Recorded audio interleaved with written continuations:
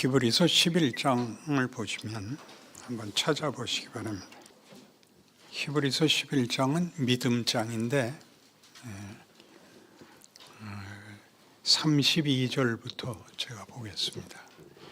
앞에 내용들은 잘 아실 텐데 결론 부분은 그렇게 기억들을 잘 못하실 겁니다. 32절, 내가 무슨 말을 더하리요? 기드온, 바락, 삼손, 입다, 다윗 및 사무엘과 선지자들의 일을 말하려면 내게 시간이 부족하리로다. 그들은 믿음으로 나라들을 이기기도 하며 의를 행하기도 하며 약속을 받기도 하며 사자들의 입을 막기도 하며 불의 세력을 멸하기도 하며 칼날을 피하기도 하며 연약한 가운데서 강하게 되기도 하며 전쟁에 용감하게 되어 이방 사람들의 진을 물리치기도 하며 여자들은 자기의 죽은 아들을 부활로 받아들이기도 하며 또 어떤 이들은 더 좋은 부활을 얻고자 하여 심한 고문을 받되 구차히 풀려나기를 원하지 아니하였으며 또 어떤 이들은 조롱과 채찍질뿐 아니라 결박과 옥에 갇히는 시련도 받았으며 돌로 치는 것과 톱으로 켜는 것과 시험과 칼로 죽임을 당하고 양과 염소의 가죽을 입고 유리하여 궁핍과 환난과 학대를 받았으니 이런 사람은 세상이 감당하지 못하느니라. 그들이 광야와 산과 동굴과 토굴에 유리하였느니라. 이 사람들은 다 믿음으로 말미암아 증거를 받았으나 약속된 것을 받지 못하였으니 이는 하나님이 우리를 위하여 더 좋은 것을 예비하셨은즉 우리가 아니면 그들로 온전함을 이루지 못하게 하려 하심이라. 이 끝이 묘합니다. 앞에 있었던 선조들의 삶은 후손들의 완성에서 보상을 받는다, 그렇게 얘기하고 있는 것입니다. 그러니까 후손들에 의해서 보상을 받는다는 게 어떤 뜻이냐 하면 우리가 구약 성경을 보면 역사서죠. 창조가 있고 타락이 있고 하나님의 약속이 있고 율법이 있고 하는 그 구약 역사의 끝이 뭐냐면 이제 이스라엘이 망하는 겁니다. 그리고 예수가 오시고 신약 시대가 열리고 신약 시대 교회 시대를 2000년을 살고 우리가 여기 있습니다. 그러니까 우리가 성경을 볼 때마다 구약을 읽으면 이 사람들은 왜 이랬을까? 사울 왕은 왜 그랬을까? 무슨 므낫세는 왜 그랬을까? 시드기야는 왜 그랬을까? 하면서 보는 것들이 그들의 잘잘못을 심판하는 것이 우리가 봐야 되는 역사가 아니라 보면 너는 더 낫게 해라. 그 바보같이 굴린 건 왜 그랬을까? 그때의 현실을 이기지 못한 거죠. 우리도 다른 사람의 인생이나 믿음은 평을 하기는 쉽지만 자기 인생을 신앙으로 살아내는 것은 누구나 다 쩔쩔매는 것이 현실인데 과거의 사람들의 기록을 가지고 있으니 우리는 좀 더 낫게 할 수 있다, 이렇게 말하는 게 성경입니다. 그러니까 성경은 이제 우리 개인을 어떻게 보고 있냐 하면 인류 전체를 하나로 한번 봐라, 그런 뜻입니다. 한 인간이 태어나서 유년기를 보내고 사춘기를 보내고 이제 결혼을 하고 그 다음에 어른이 되고 하는 식으로 인류를 쳐다보라는 거죠. 그래서 우리가 어른이 돼서 제일 그 유익함을 얻는 건 그 철없던 시절의 실패들이라고요. 그때 왜 그랬을까? 그때 내가 왜 부모 속을 썩였을까? 이렇게 후회하는 게 끝이 아니라 그러니까 지금 어른 노릇도 잘하고 또 한 개인으로서의 실력도 늘어 있어라. 그러면 나라는 사람은 어렸을 때 어땠느냐가 아니라 지금 어떠냐로 과거가 다시 평가되는 거죠. 안 그래요? 우리 저희 재수하던 시절에 제일 유명했던 학원은 대성학원이었습니다. 그 대성학원의 그 대성은 큰 대자 이룰 성자인데 인생사 세옹지만이 대기는 만성이라. 그 학원에서 그렇게 재수생들이니까요. 그렇게 말을 하곤 했습니다. 정말 나이 들어서 보면 공부 잘하시고 승승장구하신 분들과 이렇게 좌절하고 후회스럽게 산 것과 어느 게 더 좋다고 얘기하는 게 아니라 거기서 뭘 배웠는가, 지금은 뭐가 됐는가로 자기가 평가된단 말이죠. 그게 뭐 목사님들 설교할 때 가장 말 잘하는 게 뭐 나 옛날엔 뭐 싸움꾼이었고 뭐 퇴학도 당했는데 이렇게 목사가 됐다 그러면 굉장히 실감이 나죠. 이렇게 곱게 커서 목사가 된 사람은 할 말이 없고 이렇게 거칠고 실패하고 산 사람이 돌아온 것이 더 할 말이 있는 그런 식이 됐단 말이죠. 그래서 구약 역사의 제일 많은 부분이라고 할 수 있는 게 이제 그 이스라엘 역사인데, 이스라엘 역사는 애굽을 나와서 가나안에 들어와서 이제 벌어진 시대인 것입니다. 가나안에 들어와서 처음 세워진 지도자들은 사사들이었는데, 사사들은 영어로 저지입니다. 판사들, 그러니까 재판관들이었습니다. 그러니까 행정 조직이 없고 정부가 없는 시대에 하나님의 뜻으로 백성들을 가르치고 심판해주는 선생님 역할을 한 사람들을 사사라 그러는데, 성경에서는 그들이 지도자가 되어 쳐들어왔던 외적들을 물리치는 군사 지도자인 것 같이 내용이 소개되고 있지만, 이름에서 보듯이 백성들에게 하나님의 뜻을 가르치고 거기에 잘못된 것들을 이제 심판하는 그런 역할을 맡았는데, 사사기의 결론은 이제 약속의 땅에 들어왔지만 제대로 살지 않는 이스라엘이 결국 외세에 밀리고 그 삶이 어려워져서 백성들이 다 모여서 우리에게도 왕을 주옵소서. 그때 우리가 왕이 없어서 이 고생을 했다가 이제 사사기의 결론이 됩니다.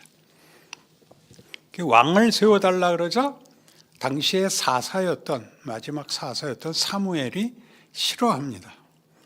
하나님께 나아가서 이 백성들이 왕을 세워달라는데 저것들이 그냥 전쟁, 즉 국방력이 있고 지파별로 중앙 집중적 정부가 없기 때문에 어려움을 당한다고, 국력을 모으고 외적을 이길 군사력을 가지고 싶어 해서 왕을 요구합니다. 그러자 하나님이 사무엘에게 너를 배척하는 게 아니라 나를 배척하는 거다. 해줘라. 그렇게 나옵니다. 해줘라가 굉장히 의미심장하죠. 우리는 성경을 읽으면 왜 그랬어? 이러면 안 되지. 이렇게 쉽게 결론을 내는데 하나님은 말이 안 되는 걸 받아들이십니다. 가장 컸던 것은 아담의 범죄죠. 먹지 말라는 선악과를 따먹게 놔두죠. 우리 불만이죠. 먹으면 안 되는 건 왜 만드셨나? 먹으면 안 되면 말리시지 왜 안 왔나? 하지만 먹게 놔두고, 이 왕을 세워달라 할 때 왕도 세워주고, 하나님이 우리를 자식을 기르듯이 키우지 우리를 조종하고 조작하고 강박해서 키우질 않는다고 성경은 얘기를 합니다. 하나님은 권력과 힘의 존재가 아니라 우리에게 혈육이 되길 원하시고, 나를 아버지라 불러라. 너희는 내 자식이다. 그러니 나는 너희에게 무슨 법을 갖다 대는 것이 아니라 나는 부모 노릇을 하겠다. 너희는 내 이름으로 불리는 내 자식이기 때문에 내가 너희를 대강 키울 수 없다. 이렇게 말하는 게 기독교죠. 그러나 우리는 도덕적 이분법과 간절히 빌어서 하나님 앞에 어떤 보상을 받는 대로 자꾸 이렇게 넘어갑니다. 그게 구약 성경 내내 그 얘기입니다. 역사 내내 왕들을 세워놨더니 왕들은 하나님의 뜻을 백성에게 가르치는 중개자 역할을 하지 않고 국력을 유지하고 권세를 유지하기 위해서 우상을 섬기게 됩니다. 우상이란 자기의 소원을 이루어주는 신을 만드는 거죠. 그런 신은 없는데 그런 신을 만든다는 것은 그 시대에 백성들의 마음을 잡기 위해서 권력을 유지하기 위해서 썼던 정치적 그들의 책략이었던 것입니다. 그래서 사울의 경우를 보면 첫 번째 사울이 왕으로 서자 사울이 잘했다 잘못했다가 문제가 아니라 사울이 왕이 됐을 때 왕이 된 사울이 백성들 앞에 자기의 권력과 기반을 다지기 위해서 백성들이 원하는 거를 답을 하려고 했다. 그게 이제 사울입니다. 그게 뭐냐면 하나님의 뜻을 저버리고 너희 아말렉을 쳐서 진멸해라. 아무것도 살려놓지 말고 가축까지 다 죽여라 하는데 남겨오죠. 왜 그랬냐? 하나님께 제사하고 백성들이 원해서 그랬습니다. 이렇게 얘기하는 데가 우린 사울은 하나님의 명령을 거역했다, 불순종했다라는 도덕적, 윤리적 판단을 이렇게 거기서 잘라버렸기 때문에 성경이 그걸 열어놓고 있다는 그 당시의 이스라엘 민족의 그 신앙적 또 존재와 가치의 차원에서 자신들을 어떻게 평가하고 있고 무엇을 소원하고 있었는가라는 것이 거기에 이제 배어 나온단 말이죠. 우리도 신앙생활을 하면 제일 큰 시험이 타협입니다. 하나님, 내가 하나님 하려는 거 이렇게 할 테니까 하나님도 저한테 필요한 거 이것 해주세요. 이게 딜을 하죠, 자꾸. 근데 하나님이 그걸 자꾸 깨신다고요. 그렇게 안 하거든요. 그러니까 어디까지 오냐면 하나님 뭐 하세요? 난 뭐예요? 여기에 와야 되는 것이죠. 존재론, 정체성, 운명을 물어야 됩니다. 근데 뭐가 한몫하냐 하면 나이가 한몫합니다. 나이가 들면 세상에서 성공한 게 답이 아니라는 걸 알게 되고, 그리고 내가 그토록 요구하고 들어주시지 않은 것이 무엇 때문인가에 대해서 철이 들기 시작을 합니다. 그러니까 기독교 신앙이라는 것이 우리 이제 제일 크게 오해되고 왜곡되는 거는 도덕적, 윤리적 차원에서의 진실, 간절함 같은 것으로 하나님 앞에 보상을 받아내고 내 지위와 신분이 유지된다고 막연하게, 그러나 모든 인간이 가지는 종교심으로 성경이 하고 싶은 얘기를 못 쫓아 들어오는 거죠. 그러니까 이 열왕기에 나오는 그 이스라엘의 실패를 만든 장본인들의 역사 얘기가 후손들을 위하여 고집을 부리고 자기네가 원하는 걸 하고 권력을 잡고 한 얘기들이 실패하는 것에서 점점 어디까지 가고, 그다음에 예수가 오시는 것이 우리 아담의 실패에서 늘 하고 싶은 질문같이 선악과는 왜 만드셨어요? 왜 못 먹게 하지 않으셨어요? 와 같이 어차피 예수가 오실 거면 아담이 실패한 다음에 바로 오시지 않고 왜 이 긴 역사를 지나서 때가 참해 그렇게 되거든요. 하나님이 시간을 가지고 우리랑 자식을 기르듯이 씨름을 하고 있다. 그럼 한 번의 실패나 실수 같은 것이 운명이 되는 게 아니라 그런 것들이 우리를 만든다. 하나님은 절대 포기하지 않고 우리를 기르는 일에 언제나 전력을 다한다. 그러나 쉬운 답을 탁 어떻게 무슨 보상의 그 물건을 만들거나 형편을 만드는 게 아니라 나를 기르는 문제다. 이렇게 가야 되는 것을 못 쫓아온다 말이죠. 이제 제가 유명해져서 밖에서 부르는 데가 많습니다.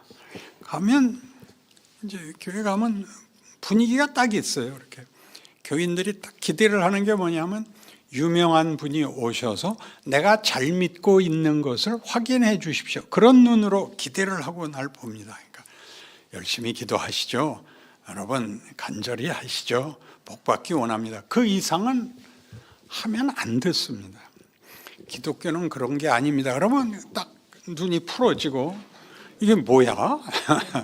내가 뭘 잘못했다는 거야? 어디가 틀렸다는 거야? 이제 와서 뭐 새삼스럽게 이렇게 되거든요. 여러분 어쨌든 환갑이 넘어야 처리되는 겁니다. 그 전에 처리되는 건 이상한 겁니다. 그건 바이러스에 감염되는 겁니다. 하나님이 왜 평생을 못 살게 구느냐? 거기서 타협 안 하겠다거든요. 그러니까 구약 역사 내내 실패하는 실패가 우리가 돌아볼 때 그때 내가 철이 없었어. 그때 내 사춘기 때 가출하고 바보짓이었어. 그럼 뭘 만들어 왔는지, 어떤 게 진정한 명예인지, 어떤 게 진정한 용기인지 이런 것이 달라지잖아요. 학교 다닐 때 주먹 싸움 하던 게 그게 용기가 아니고 가족을 지키고 친구들과 의리를 지키고 짐을 나눠지고 이런 것이 용기라는 것. 인간의 정체성과 신분, 지위에 대해서 이렇게 아주 높아지고 깊어지는 길을 가는 겁니다. 그래서 하나님은 이런 분이구나에 대하여 놀라게 되죠. 하나님이 원하는 건 나라 말이죠.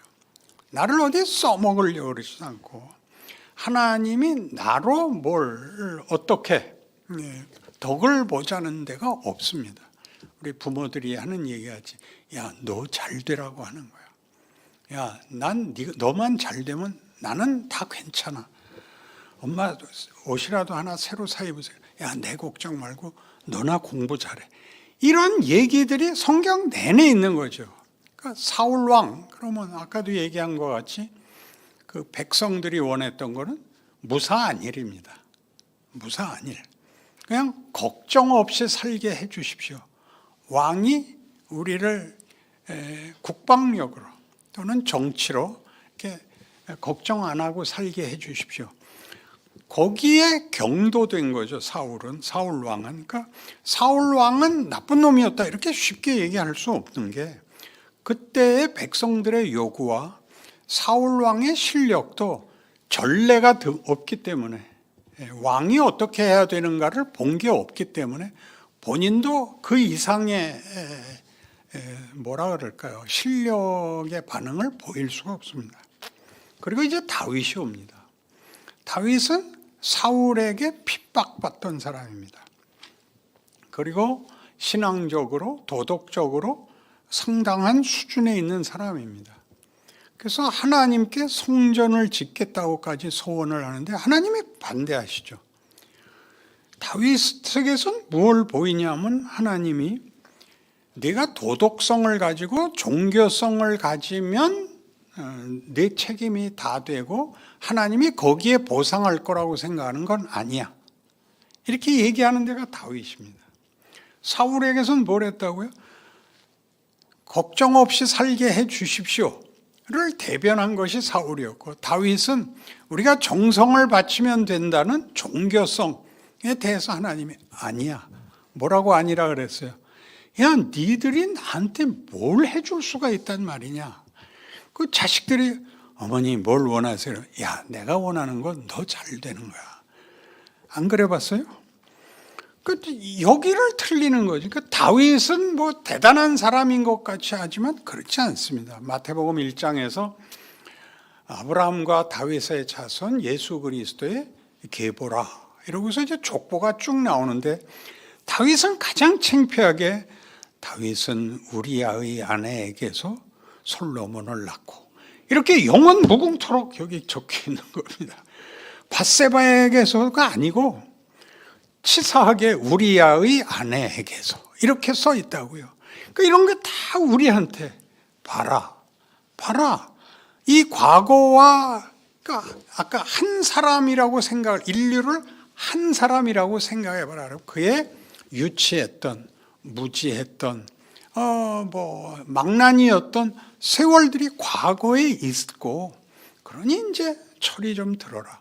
이 추억과 이 후회들이 너한테 어떤 그 명예와 가치로 이제 갈 때가 됐다. 이렇게 얘기하는 게 후손들에게 주어진 복입니다. 그러니까 아까 히브리서 읽은 대로 우리가 잘 되면 과거가 다 괜찮은 겁니다. 그렇지 않습니까?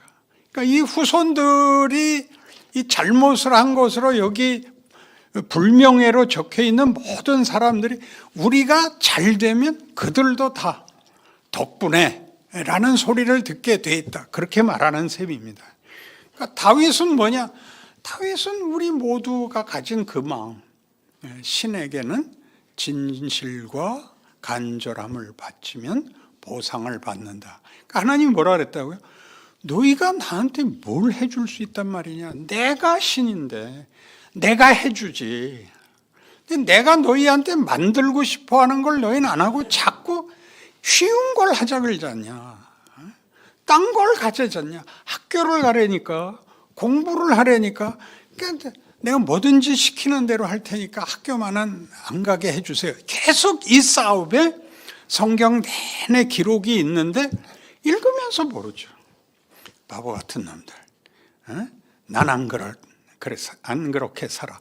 이렇게 자신을 자위하고 그렇게 결론을 내리는 바람에 교회를 오래 다닌 게 아무 차이가 없죠.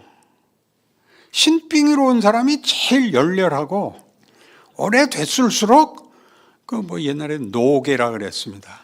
알도 못 낳는 게 먹이만 와서 처먹고 못 오게 한다고 노개라 그랬는데, 알을 낳아야 되는 게 아니라 지혜와 속 깊음에 대해서 하나님이 인간에게 무엇을 목적하고 있는지, 무엇을 만들어 가고 계시는지, 그러기 위해서 현실이라는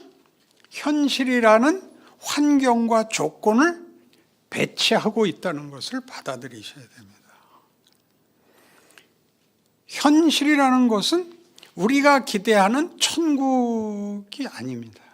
여기는, 세상은 죄와 사망이 왕노릇하는 것이고 치사하게 살아야 되고 타협해야 되고 그리고 속여야 되고 뺏어야 되는 곳에서 우리를 기릅니다. 이게 기본 배치입니다.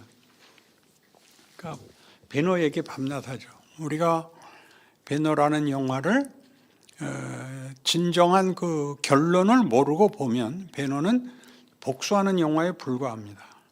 그러면 어디서 끝나야 되냐면 전차경주에서 끝나야 됩니다. 그리고 그 영화에 나온 메살라를 늘 악당이라고 불러야 되고, 배너를 주인공, 그래서 결국은 주인공이 이겼다, 정의가 이겼다, 이렇게 막연한 결론을 내고 끝납니다. 그러나 아시다시피 배너에서 결론은 보복, 폭력으로는 인간의 진정한 가치와 명예가 아니더라. 그래서 메살라가 죽었는데 영화가 안 끝나죠. 예수님이 십자가 지고 가는 걸 따라갔다가 돌아와서 아내에게 얘기하죠. 그 말이 내 가슴에 있던 칼을 내려놓게 해서 아버지여 저들을 사하소서입니다. 그러고야 끝나죠. 그렇게 거기까지 가기 위해서는 메살라가 있어야 되고, 메살라에게 보복하는 게 답이라고 생각하는 주인공이 아직 철들지 않은 현실이 있는 것입니다. 우리 모두가 그렇게 살죠. 그래서 기껏 출애굽해서 가나안 못 들어간 이스라엘 백성들은 천국 갔어요? 지옥 갔어요? 이 질문을 제일 많이 하죠. 그들의 실패를 교훈으로 갖고 가나안을 살았어야 되고 사사시대를 지나면서 왕을 달라 그러면 아직도 멀었다는 얘기죠. 열왕기를 지내고 힘을 가진 것으로는 답이 아니다라는 것이 처음에는 아람, 그 다음에는 아수르, 그 다음에는 바벨론, 그 다음에는 그리스, 그 다음에는 로마에 의해서 이스라엘은 계속 속국이 됩니다. 그리고 산산이 흩어지죠.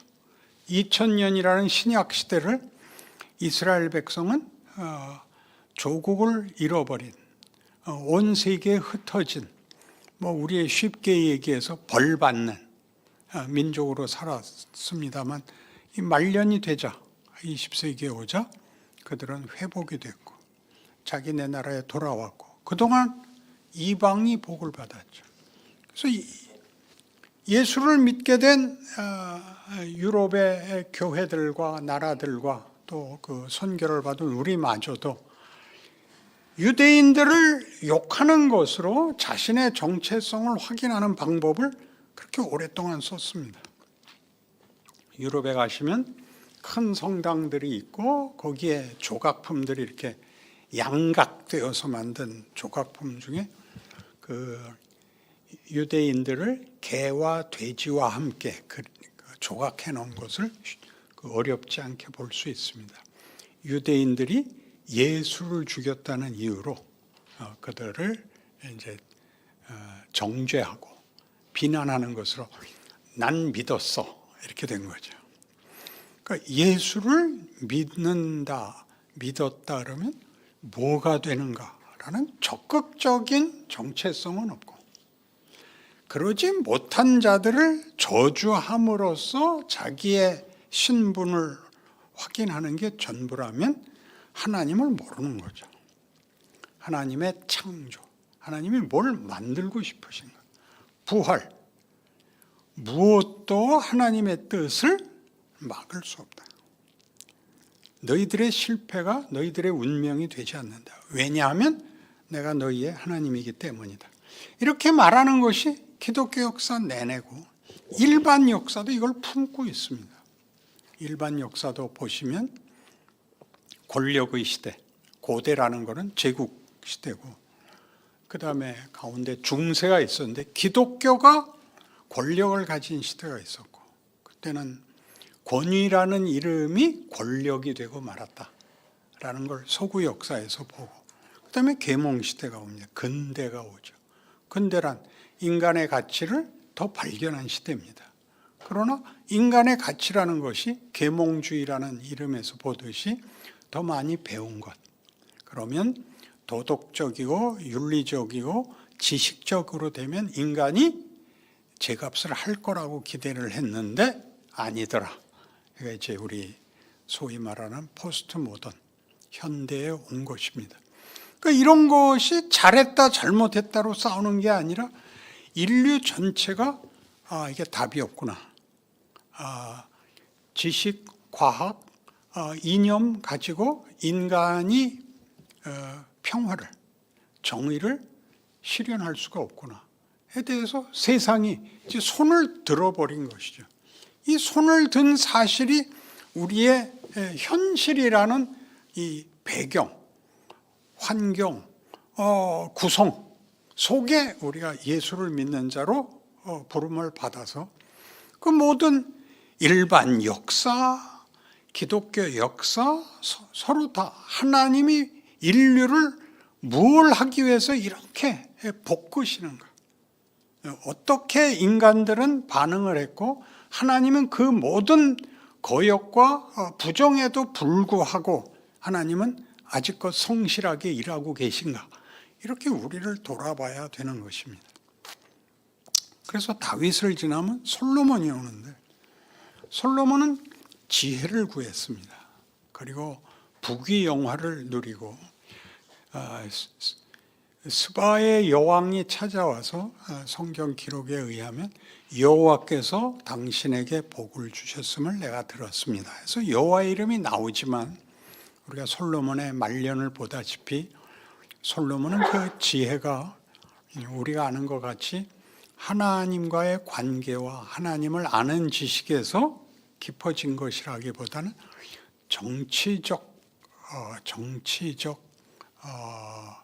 지혜였던 것이 드러납니다.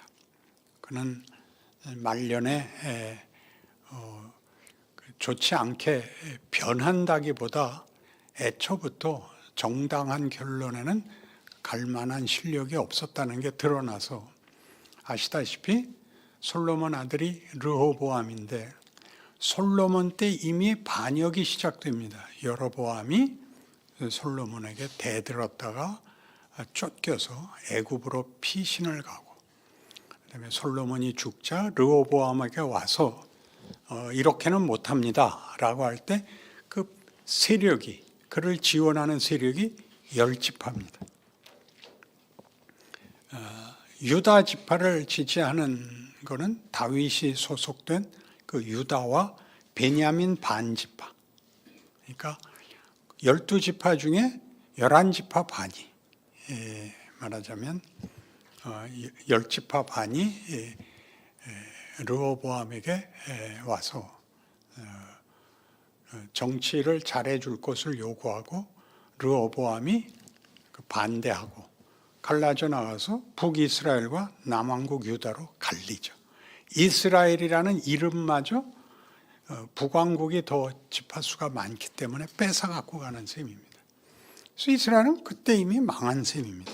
유다가 되고 마는데 하나님은 이 못한 나라, 이 약소국 속에서 일을 하십니다. 마치 야곱을 택하실 때 그 쌍둥이였거든요.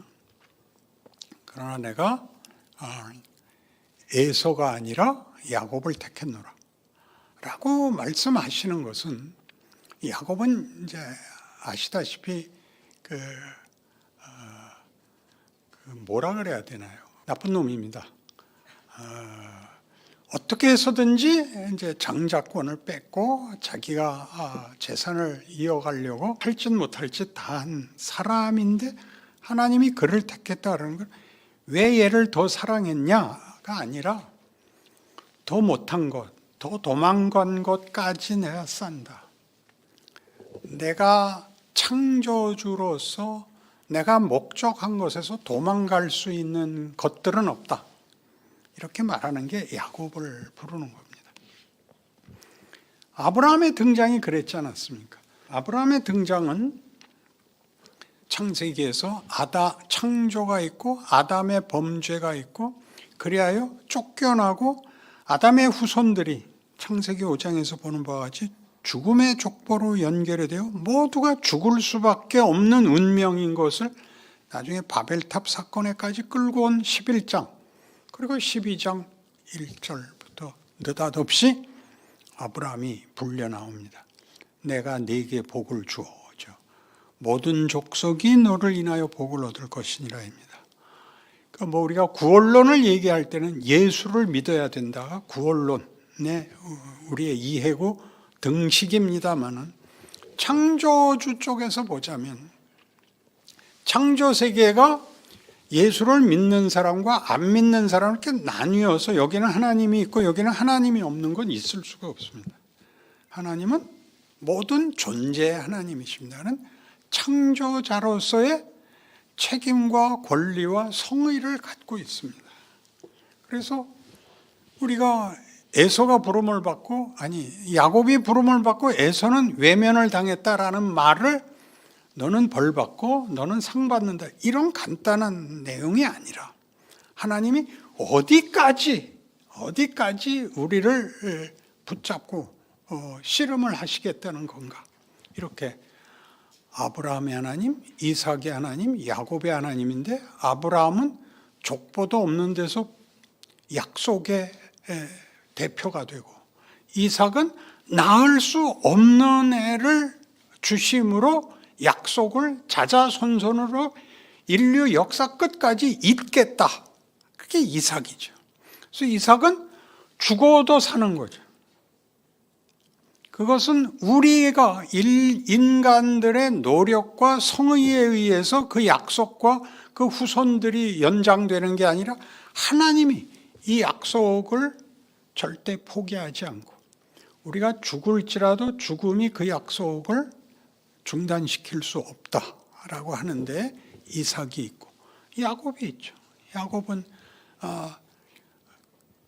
하나님이 뭘 하려고 그러는지는 알지 못하고 자신의 생애에 자신이 원하던 것에 목표를 삼고 모든 노력을 기울였던 사람을 붙잡아 가지고 너는 임마 네 존재와 네 가치를 내가 이웃을 강탈해서 약탈해서 채울 필요가 없어. 내가 네 아버지야. 이렇게 얘기하는 대목이죠. 그래서 성경은 늘 나는 너희 조상의 하나님이니 아브라함의 하나님, 이삭의 하나님, 야곱의 하나님이니라. 그렇게 말하죠.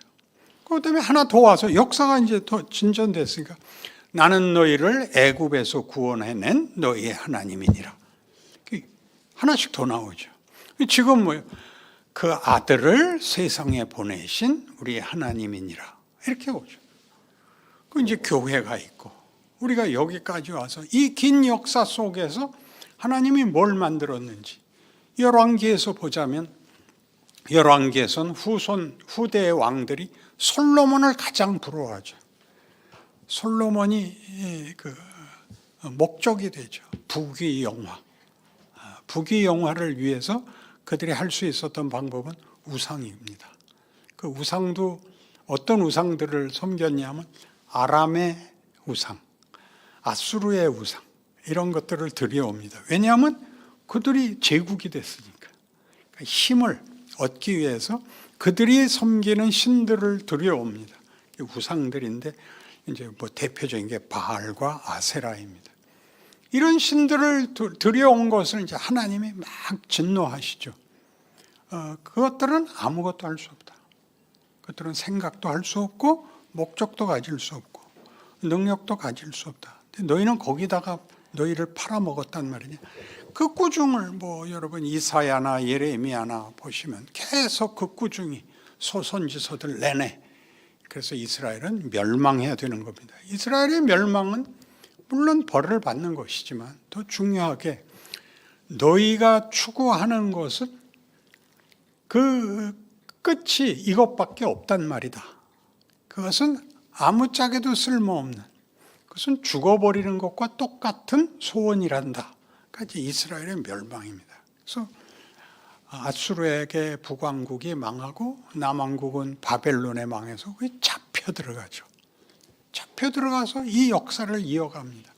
나중에 돌아오지만 돌아와서도 우리 후기에 보는 그리스와 로마 아래 들어가는 때는 성경에는 없고 우리가 중간사라 그래서 말라키 이후에 예수님 오실 때까지 400년의 기간이 있는데 그동안 이스라엘 백성들은 정말 죽어나갑니다.